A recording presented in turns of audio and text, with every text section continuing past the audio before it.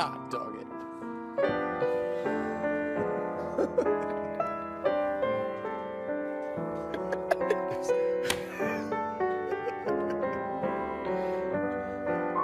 Hello again. Still playing. That's gentleman's sweep, just like I told you. A lot of people are going to be gloating today. There's going to be a lot of I told you so. One? Not for me. One person? I'm just here to be a gentleman. You're not even on camera anymore, buddy. The camera's wherever I think it is. It's first things first. Stick around. Congratulations. Okay, Brew, what are you going to say now? Well, congratulations. And they proved a lot. Look, one thing they proved is they're not going to end up, Nick, obviously, like the great Sacramento Kings team, and I call them great, but Chris Webber, Vlade Divac, Mike Bibby, that kept getting close. Peja Stojakovic, that Portland team that lost to the Lakers with Rasheed Wallace. Like, we've seen something. We kind of say Malone Jazz. Usually, right. They Went got to two close. finals. Yeah. The Steve Nash Suns with Yep. Amari Stoudemire. So we talk about teams going, climbing the hill, and eventually you'll get there. Not everybody gets there. Yeah. And they did get there, and they got there with young guys, like 26-year-old Tatum, 27-year-old Jaylen Brown. So they proved that. I'm also going to give props to Joe Mazzulla, and I've talked about how he should get a contract extension. You go. He is off my hot seat officially. Nice. But I'm going to say that everybody talks about their great eight, right? But when we look at it, Al Horford was their starting center in the finals. He's 38 years old and for most past of the his playoffs. prime. Yep. Right, and past his prime. Porzingis, who we know is good and talented, but he's always been injury prone to the point he became a journeyman. This is his fourth team, and he's not even 30 years old, I don't believe. Couldn't work out in Dallas. And then you got Sam Hauser and Peyton Pritchard, who aren't like great players, but they're in the rotation and got big minutes. And so Mazzulla has gotten more out of these guys than a lot of coaches have, no doubt. And then the three-point shooting. That's him. Now, I'm sure Brad Stevens and their brain trust has had something to do with that, especially last year. But under Ime Udoka 2 years ago when they got to the finals, they were 9th in the league in three-point attempts. Mazzulla's first year last year, they went up to 2nd. And this year, they led the league in the regular season and the playoffs in three-point attempts. And by far, they led the league in terms of percentage of your shots attempts that were three-pointers. Can I add to that from Tom Haberstroh? Took more three-pointers than any champion in NBA history, 47%. Yeah, and it's a copycat league, so you're probably going to see more and more of it going forward from other teams. But, of course, Tatum proved he can be the best player on the championship team. Jaylen Brown proved he should have been first team, not first team, but should have been all NBA. I had him on my third team, but he didn't. He was one of the first guys to miss. Yeah, he should have been on the all NBA team. Right. So congratulations to them. I don't think, and we'll get into it, they're an all-time great team, but this was one of the most dominant seasons in NBA history. So they proved a number of things. First things first, I will say they proved me wrong. Classic 3. Rare. It is rare, but that's why it has to be acknowledged. I doubted them every step of the way, not meaning I picked against them in each round, but I'll be honest, there were a lot of teams in the East that if they were healthy, I would have picked to beat them. I was going to say, did you pick them to get to the final? I don't remember. I did once we saw all the injury. Right. You know what I mean? Once all the but I doubted them. You know what I mean? And I'm not saying that I would have been correct that if those teams were healthy. I'm saying I doubted them. I picked against them in the finals. And if Minnesota had made it, I would have picked against them. If Denver had made it, I would have picked against them. I was wrong because I overemphasized how good their best was and underemphasized I overemphasized the importance of how good their best was and underemphasized the importance of their 1 through 5. So I'm going to give you a fact that is unbelievable, and then I'm going to show you a comp. The worst 5-game stretch as far as scoring goes, Boston had all year, were the 5 games in the finals. They all regular season, they didn't score fewer than 540 over a 5-game stretch. All playoffs before the finals, they didn't score fewer than 538 in a 5-game stretch. They scored 508 points, and they rolled. Yeah. They had their worst offensive stretch of the season at theoretically the worst time, and they won pretty easily. You know what I mean? As far as 4-1 and dominated big stretches of every game really, except for game 4. And the comp that Brew first mentioned, now that we have seen the finals performance, let's look to the last team to win a title where their best player, we don't even know necessarily who it is, but their 5-man team is excellent. And it's almost point for point. Just take 3 away from White and give them to Horford, and the Horford thing's weird because he was a reserve, then he became a starter, and you know what I mean? And you know what else, Nick? That says a lot because that was obviously an era when scoring was way down. And this is way up. Right, so, yeah. So defense and selflessness won the day. I did think in the second half, it was a nice place to be in, second half of last night's game, I did think Tatum and Brown were kind of taking turns trying to steal finals MVP from each other. But in a not in a bad way. It was, we have such control of the game, we can do it. And so and when you talk about them being built out as a team, they even have a guy whose role is half-court buzzer beaters. I'm joking, but not really joking. For it's him like to hit 2 in this series? Mike Breen, great job by him, calling it out, saying he loves these, he practices these. He obviously has a bigger role than that, but for Peyton Pritchard to be like, hey, it's the finals, your minutes are going to be cut significantly, but we are going to use you in this thing we know you're uniquely great at. And for him to hit 2, first player in NBA Finals history to do anything like that, it speaks to, you're right, Mazzulla I owe an apology to. I don't feel like I owe an apology to many people. You can be wrong and I owe apologies. I do owe an apology to Joe Mazzulla.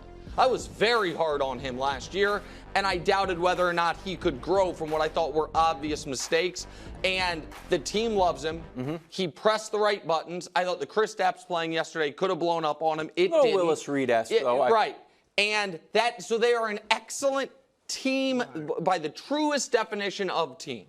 I think Mazzulla is one of the top coaches in the league. Right? Wow, from a hot seat to extension, and put I'm him not on the saying Mount like Rushmore. top 3, but he's one of the top coaches. Like he should have security for a long time. You want to go, Wildes, before we move on? Well, I've got a few things. Yeah, go. I'll float some. This is your day, man. Well, no, it's all dressed really up. his You're all day. dressed I up. mean, it's his man, second I would wedding. never steal the spotlight from him. I mean, he's trying to have a second wedding while still married, so it's a little not totally To Denver? his day. Yeah, to Denver. How'd these Celtics do against Denver? Oh, You know? well, so that's exactly. See, he's at the. You're gonna diss he's the at Celtics? the altar talking about his. Josh, is that a That's factor? exactly what I'm Josh, is that a doing. factor? That's exactly the what I'm Celtics doing. were 500 can't above believe against it. every Yeah. team except Denver Yeah. in any event. Unbelievable. I'm going to float. I talked to Nick about this upstairs. This was one of my takes. Regular season matters. Do you buy that, Brew? They're the first team since the 16-17 Warriors to have the best regular season record and the best and win the championship, to the point where the Bucks social media, and I understand it's kind of like fodder, but the social media does not actually run the team. But the Bucks put a tweet out like the regular season doesn't matter. Now it matters. And they were kind of attacked for it. Do you think this? I was like, you know what? We played hard all year. We found our mistakes or we did whatever and we won it. Versus a lot of teams are like, you know what? We'll flip the switch or we'll do some experimenting or whatever. And look, we've seen Miami last year. They were the 8th seed, and they got to the finals. They didn't win it, but they got there. But I'm with you. I think it's better when teams take the regular season seriously. And you play your best, and you don't worry about resting everybody and injuries and stuff. It's been proven guys can play that long. Yep. It's happened throughout the history of the league. So, yeah, I'm with that. Can I add something else that I think is good for the health of the league?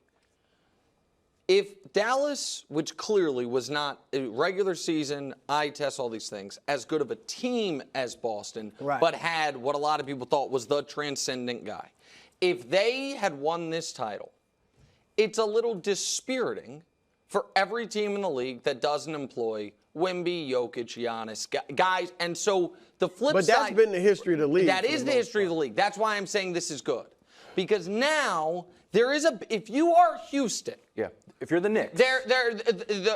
Or Indiana, or Orlando, or who has like, hey, we have a guy who could maybe be as good as Tatum at some point. A proof of concept of, even if we don't have that generational superhero that really you can only get by either lucking into in the draft or playing in a warm weather city players choose to go to, you know, that, there's a path.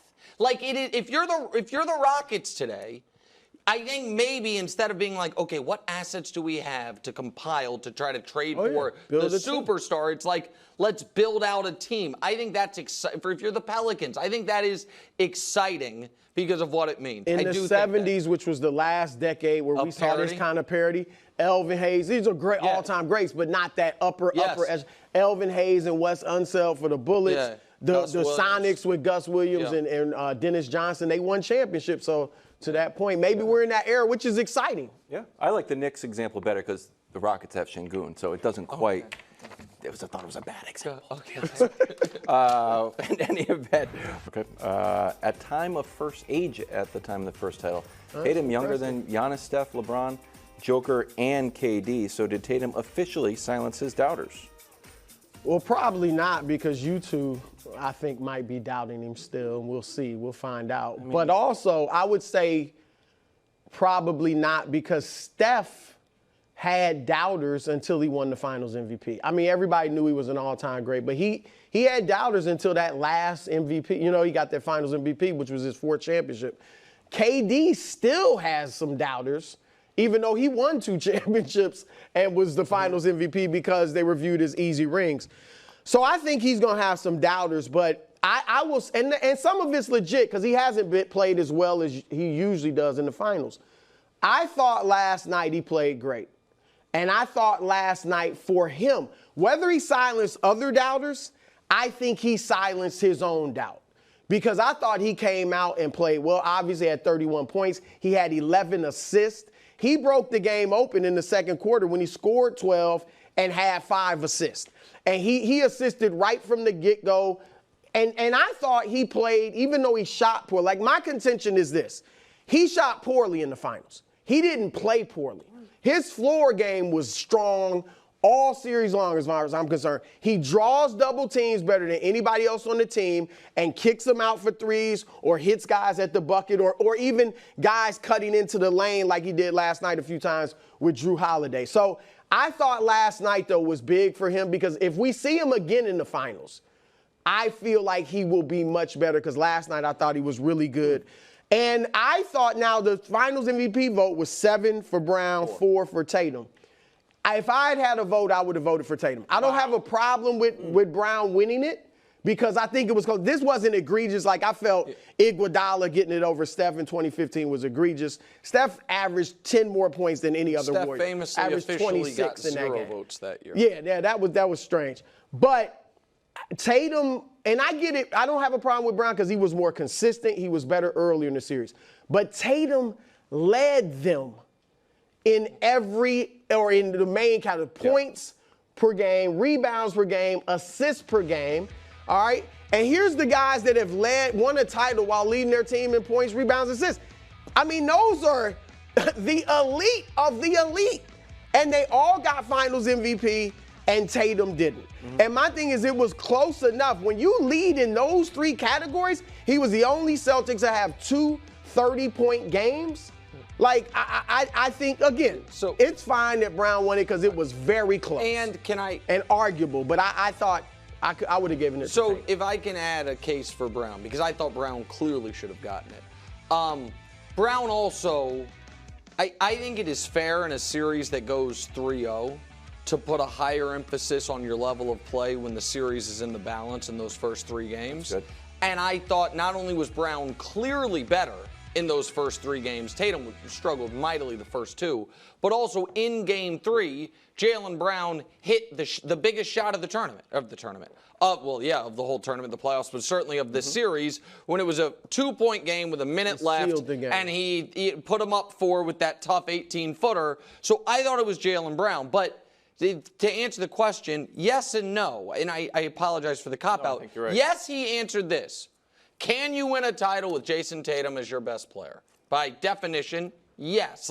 Now, no in this regard. Now this question does exist. Well, is he their best player?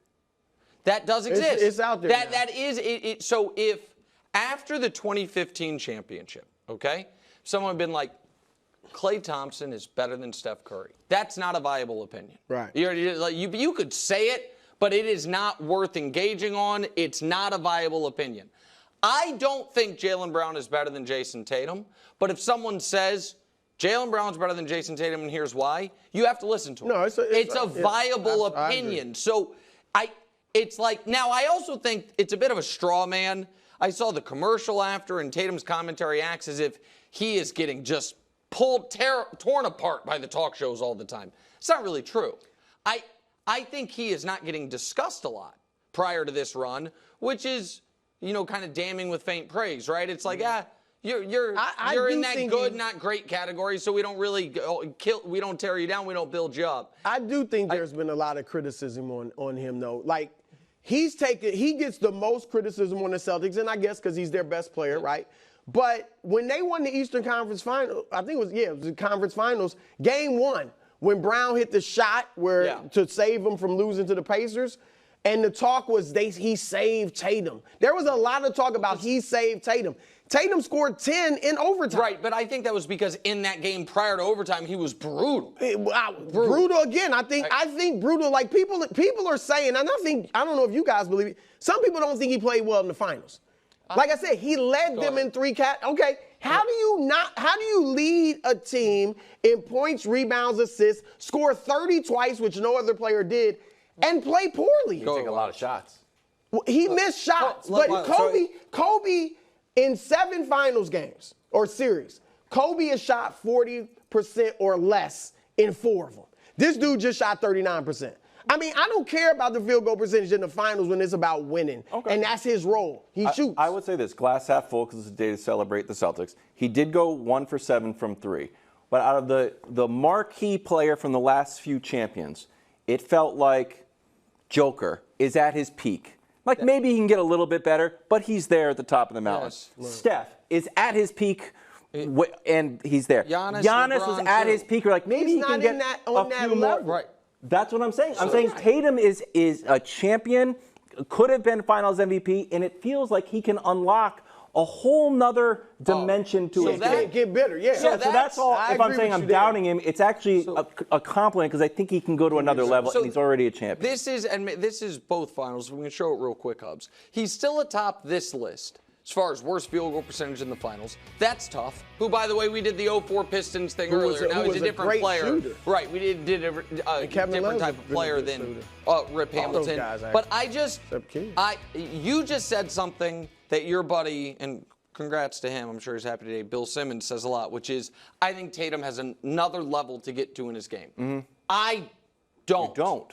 No, I think that. I do. I'm with you, okay, so I think that, and by the way, I mean, he's first team All-NBA the last couple of years. I understand he's 26, but also the flip side to that is 108 playoff games or 107 playoff games he's played, whatever it is. I think he's close to a finished product. So I don't think he's going to leap another level. And even if he is, I mean, look at this graphic of what he's accomplished before the age of 27. This is incredible. Yeah. The list that he's on of guys that have made at least 3 All-NBA teams, first team, and won championships before turning 27. I mean, and I could go pre-merger or post-merger, and you take off Mike and Pettit. Every one of those guys is top 75 all time. And there's Jason Tatum. And he and Giannis are the only 2 to win that title without another, and Kareem. Giannis and Kareem are the only ones to do it without a surefire Hall of Famer alongside. Kareem had Oscar. Okay, yeah, that's true. And I guess Bird. So yeah, Bird. Well, Brown's gonna be a Hall of Famer too. Okay, fair. Yeah. But but that's a heck of a list. Yeah. And so, okay. I think he's proved a lot. Good for him. Thanks for watching. Subscribe here to get more from the show and to check out clips from other shows on FS1.